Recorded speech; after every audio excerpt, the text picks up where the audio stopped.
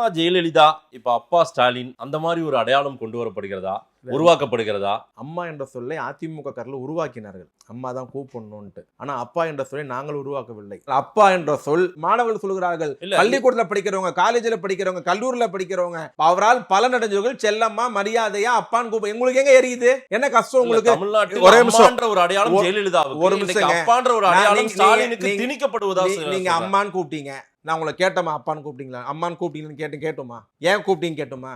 அம்மாக்கு தகுதி இருக்கான்னு கேட்டோமா? அதெல்லாம் கேட்கல. உன் விருப்பம், நீ என்ன வேணா கூப்பிட்டு போயா.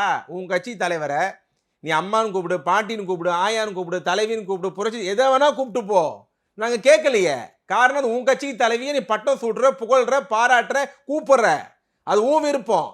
ஆனா அந்த அப்பா என்ற திமுக யாரும் கூப்பிடல, திணிக்கல. நீங்க சொல்ற மாதிரி இது மாணவர்களால் பள்ளிக்கூடத்தை கூப்பிடுற ஒரு கும்பல் கூப்பிடுது, அது மீடியா கவர் பண்ணுது, அது வைரல் ஆகுது. உங்களுக்கு எங்க எரியுது?